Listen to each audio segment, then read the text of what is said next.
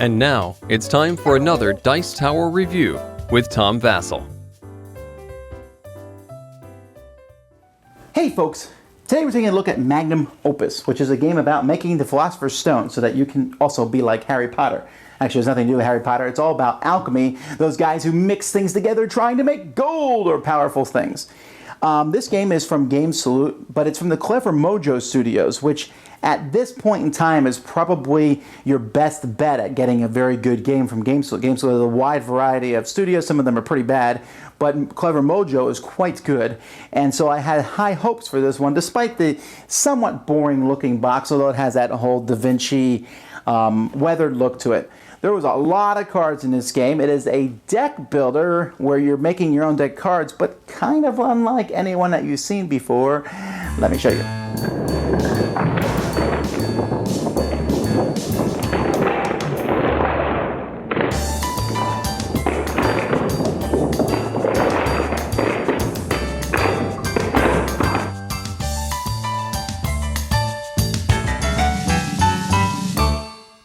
Here's the setup for the game, and you'll notice that there's a lot of setup for this game. Considering most of the cards have the same color back, these are the only ones that are really different, that you're going to have to do a lot to keep these sorted out. The game comes with many different tuck boxes, although they're made to look like books. This is the Emerald Tablet, and you know they don't actually match the cards in the game at all. I was really confused, and they're all the same size. Some of these will have like 5 cards rattling around in them. I like tuck boxes, but in this game they were more of a hindrance than a help in putting the game away. But anyway, you set this up here, and your goal for this game is to transmute the Philosopher's Stone. To do that, you're going to need 3 of these ingredients. There's alchemical compounds and mystic components here. There's 8 different components. As the game goes by, you are trying to draw 3 cards from these piles up here. Once you draw these 3 cards, you'll say, okay, I need Quicksilver, Aqua, Regia, and Angel's Feather. Those are the 3 components that I need to do the Philosopher's Stone. But to get to those cards, you're going to have to work for a bit. Now, players will start with some gold over here that they'll have. They'll also start with a deck. And this deck is made up of 2 different cards, Attempt Transmutations and Prepare Herbs. So you'll shuffle this deck, you'll draw 5 cards, and the first thing you'll do on your turn is, well, your turn actually has several different things, but the first thing you'll do on your turn is you can play trade skill cards that are these orange cards like this. When you play a card, you can either take the money or draw another card. So this lets me take a coin or draw a card. If I have 2 of them, I can play 2 cards, but if I take money with the first one, then the second one I have to draw a card. Once I'm done with that, then I can play cards on the table. There are many cards in the game that have this play on the table. So I can play cards onto the table or take them off. I can put up to 2 onto or off the table. And there are many cards that will have to do with being on the table. After that, I get an action. The different actions that I get is I can draw from this pile here. Now this pile here is made up of a mix of all the different ingredients. So I draw this and I get a dragon's blood. I put that into my discard pile. I can also buy 2 cards, buy and sell a card, or sell 2 cards. You can get rid of these apprentice trade skills out of your deck for pretty much nothing, but later on you might want to sell other cards, maybe your extra ingredients and such, and you will get 1 for each of those. When you buy an ingredient from one of the piles, the cost is up here at the top. You can see this one here cost 4 coins, and so you just simply pay the coin amount to them. You also might want to buy this Infuse Oils, which is another trade skill card that gives you 2 coins or draw a card, or this Formulate Medicine, which gives you 3 coins or draw 2 cards. Now, as the game progresses, what you're really trying to do, and this is the main focus of the game, is to attempt a transmutation. When you do that, you have to either be able to play 2 cards from your hand, the 2 ingredients that you're trying to transmutate, or have them in front of you on a table. Now let's say I want to transmutate Vitriol and Serpent Scale. Now if I do that, I'm going to need to have those on my table or in my hand. I can have no other ingredients on my table. So if I have Dragon's Blood on my table, I need to get that in the back of my hand before I can transmutate them. But let's say I have them. So I have Vitriol and Serpent Scale, and so I'm going to look at the volatility number on each of them. Each of these has a volatility number. You'll notice that Vitriol has a volatility number of 2, and that Serpent Scale also has a volatility number of 2. So I'm going to roll an 8-sided die, and I'm trying to get a 4 or less. So I roll this die, and I rolled a 1. Hooray! I've succeeded. And when I said 4 or less, I meant 4 or greater. So that 1 was a failure. Man, Vasel, you can't even get your numbers right. When you fail, you get one of these experience chips, and in the future, I can use that to add to my roll after I've rolled so that I can get a better roll. Now, if you fail, you are simply going to turn this research card face up. This says transmute gold into lead. If you succeed, you also turn it face up. You get to do whatever it says, and you get the card underneath it, which is like a cool research card that you'll be able to add to your deck. Like this is a shelf, which lets you keep an extra component on the table into the shelf that you don't have to use in your experiment, and lets you have more cards on the table. Once this is here, this transmutes gold into lead. When you do this, everybody loses 3 coins and gains a lead card. Everybody does. This is not a very good combination that you did, so probably no one's ever going to do Serpent Scale with Vitriol again. But there are many different things that can be out here. This one here gives you the clue card, the Magnus Opus Clue Albedo. That lets you draw the top clue card from here. So once somebody has researched that, anybody else, if they want to do the same thing, will have to mix Quicksilver with Serpent Scale. And many of these things here, here's another Magnum Opus Clue, the Rubido card. Here's Mind Stone here. When you do this one, you get to take one of the Mind Stone cards, which are over here. These cards may or may not be in the game, because not every card is used here. You always use the clues cards, but the other cards will be mixed up. But these cards are here and can be added to your deck if you find the right thing. And these cards can often be useful. Like this Heartstone here, which lets you re-roll a die when you're trying to do a transmutation.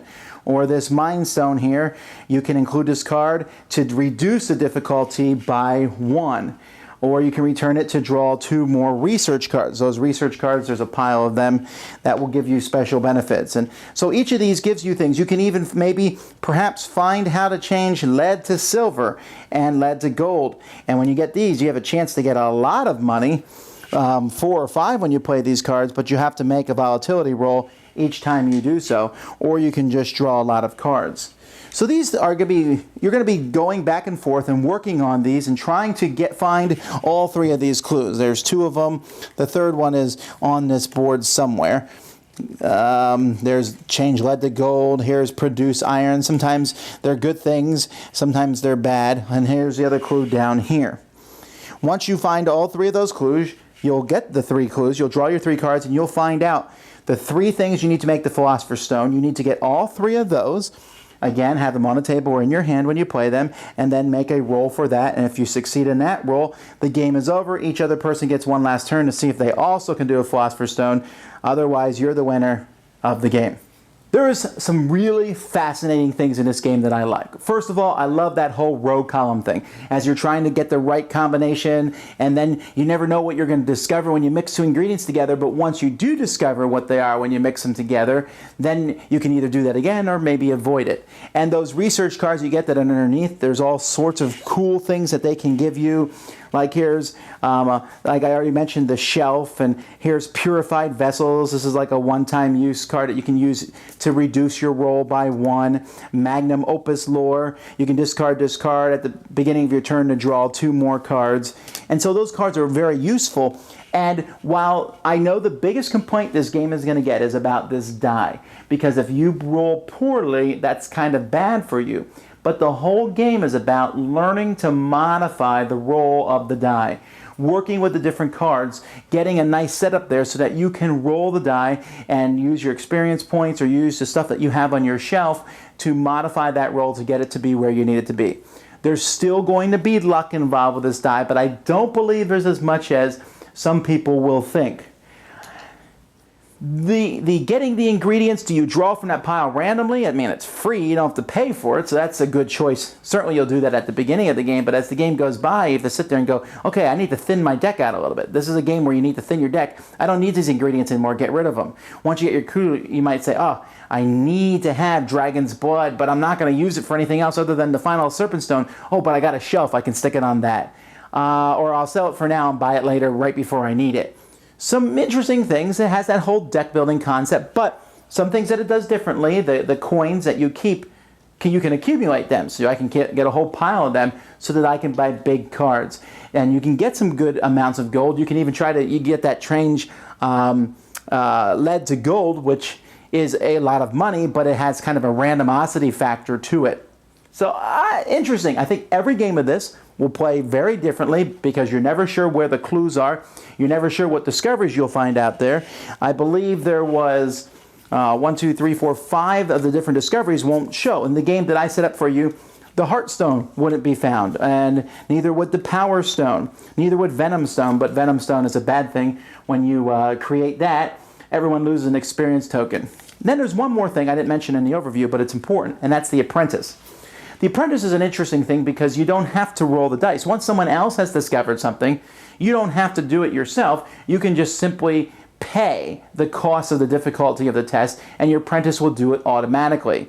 Now, they can't use experience chips. They can't. They don't really get any bonuses or anything out of it. But if it's like we already know how to make a Power Stone, you go make a Power Stone apprentice. And if you have a lot of money, that's something that you can do. You can't use the apprentice to do something that no one's done before. You can't use the apprentice to make the final Philosopher's Stone. But it's a cool concept.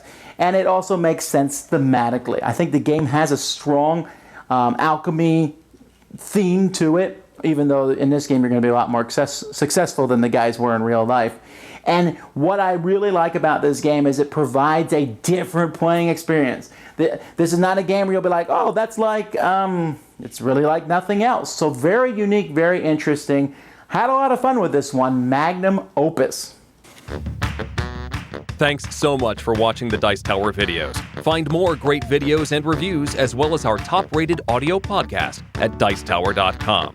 You can also find other great shows at Dicetowernetwork.com. I'm Eric Summerer, and you've been watching The Dice Tower. The Dice Tower is sponsored by Cool Stuff Inc., where you can find great games for great prices. Cool stuff in stock. Check them out at CoolStuffInc.com. Shut the door!